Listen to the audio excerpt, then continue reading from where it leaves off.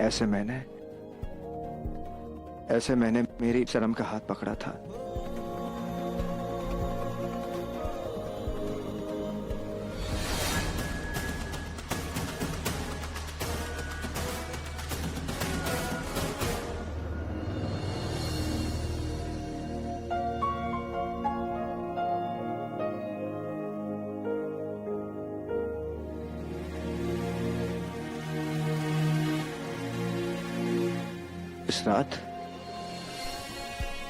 इस रात हम दोनों चांद को देख रहे थे। चांद आसमां में था और चांदनी मेरे सामने।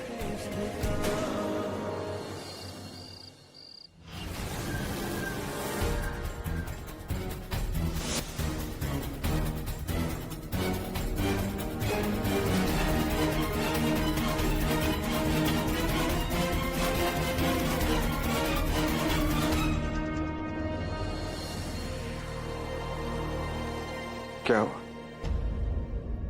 Is everything okay? पूरा एपिसोड देखिए ZEE5 पर।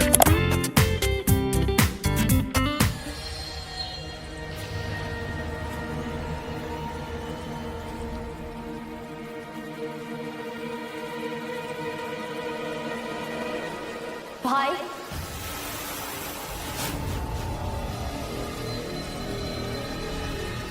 आपा,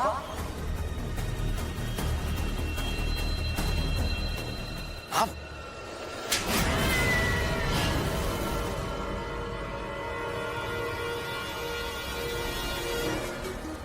मेरी गैर हाजिरी में इतना बड़ा तमाशा खड़ा कर लिया तुमने। मैं थोड़े दिनों के लिए बाहर क्या चली गई? तुम्हें अय्याशी करने की पूरी छूट मिल गई। हमारे सारे रिश्तेदार मर गए थे जो बिना किसी की इजाजत के तुमने सगाई तक कर ली।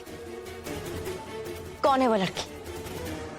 मैंने पूछा कौन है वो लड़की? जी, उसका नाम नाजिया है। भोपाल के नवाब आहिल रजा इब्राहिम की बहन। वाह, नवाब की बहन। अपने पैर फैलाने से पहले अपनी चादर तो देख लेनी चाहिए थी सैफ। इस बार तुमने अपनी औकात से बड़ा ख्वाब देखा है। अच्छा, ये सब छोड़ो, वैसे ये बताओ कहाँ रहते हैं वो लोग? जी, वो बड़े चौक वाली कोठी वो उन्हीं की है। बड़े चौक वाली कोठी? पता नहीं ऐसा क्यों लग रहा है कि उस कोठी से मेरा बहुत पुराना रिश्ता है। अच्छा, उनका नंबर दो, मुझे उनसे कुछ बात करनी है। जी।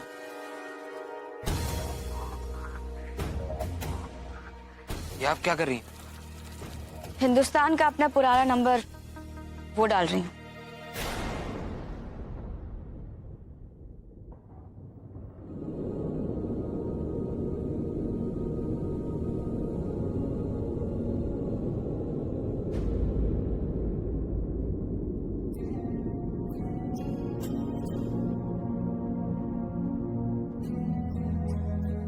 क्या हुआ? तबीयत ठीक नहीं है? ठीक हूं, पर वैसे नींद नहीं आ रही है। दिल में अजीब अजीब से ख्याल आ रहे हैं। शायद मैं जानती हूँ, मैंने ही आपसे कहा था कि जब तक मेरी तबीयत ठीक नहीं हो जाती हम एक दूसरे से दूर रहेंगे। इसीलिए शौहर होने के बावजूद भी आप कभी मेरे करीब नहीं आ पाए। लेकिन अब मुझे ऐसा लग रहा है मैं गलत थी। मुझे ऐसा लग रहा है कि इन हालात की वजह से हमारे रिश्ते में दूरियां आ गई हैं। और अब मुझे डर लग रहा है कि इन दूरियों का हमारे रिश्ते पे कोई गलत असर ना पड़े। ऐसे क्यों सोच रही हैं आप? पता नहीं, शायद मुझे ऐसा लग रहा है कि हमारे रिश्ते में कुछ तो ऐसा है जो अधूरा है। कभी कभी मुझे ऐसा लगता है कि जैसे मिस्टर इब्राहिम और सनम एक दूसरे के साथ ना होकर भी एक दूसरे के करीब हैं।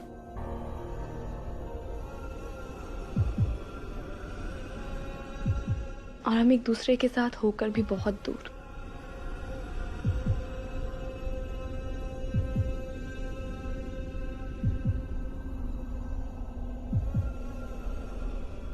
शायद I'm सॉरी अगर आपको बुरा लगा हो, लेकिन मैंने सिर्फ आपसे अपने दिल की बात कही। मेरे दिल में था, मैंने कह दिया, और मुझे नहीं लगता कि मुझे आपसे कुछ छुपाना चाहिए। आपको मुझसे कुछ भी छुपाने की जरूरत नहीं है, और आपको जो लग रहा है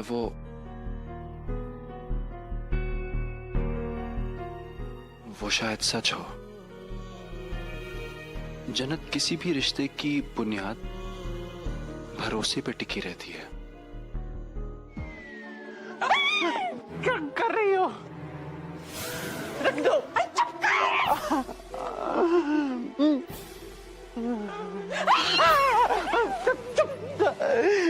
या अल्लाह, प्लीज ये नई सनम की रूह को तो मुझसे दूर ही रखना।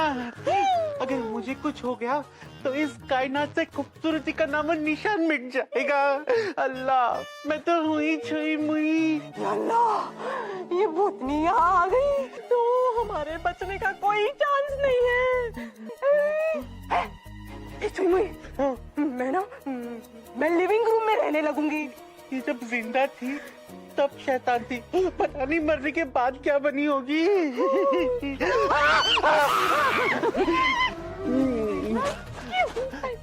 खाला, मुझे ऐसा क्यों लग रहा है कि ये नई सनम की रूह हमारे घर के चारों ओर घूम घूम के इवनिंग वॉक ले रही है। मुझे खुद डर लग रहा है। अब क्या करें? तुम्हें पता है, मैं तो माधुरी दीक्षित की तरह धक धक गल हूँ। कहीं डर के मारे मेरा दिल धड़कना बंद कर दिया तो? धड़कनों को मारो गोली। ये भूतनी भूत बनकर आ जाएगी, तुम क्या करेंगे? छोड़। क्या करेंगे? हाँ, एक काम करती हूँ, मैं ना 21 भिखारी को खाना खिला देती हूँ।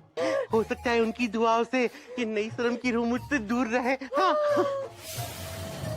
लेकिन 21 लोगों का खाना बनाऊंगी कैसे? इतना खाना बनाते बनाते ये नन्ही जान कहीं दूसरी दुनिया की रिक्शा ना पकड़ ले। अल्लाह, ये खालू घर पे नहीं है, वरना हमें बाहर नहीं जाना पड़ता। घर के भिखारी को ही खाना खिला देते हैं। तो बिल्कुल सही कह रही है छुई मुई। देखो ना, रज़ाक इसी वक्त घर पे नहीं है। हाँ, मतलब बाहर जाने की जरूरत ही नहीं पड़ती। वही। क्या शौहर है मेरे, ऑल इन वन। डांटा तो शौहर और खैरात कोई चीज देनी हो तो भिखारी।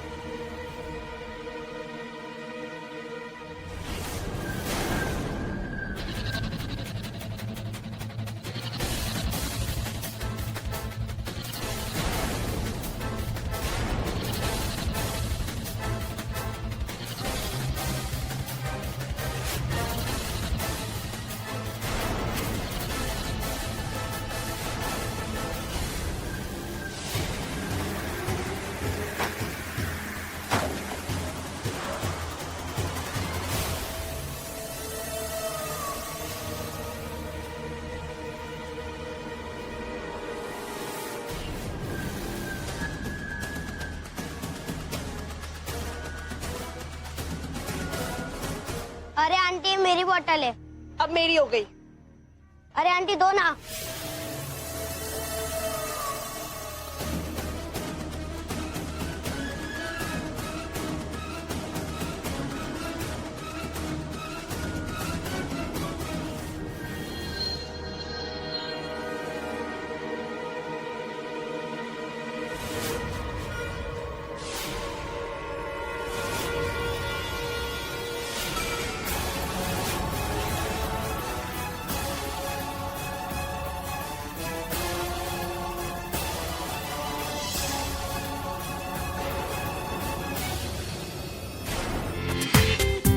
पूरा एपिसोड देखिए ZEE5 पर।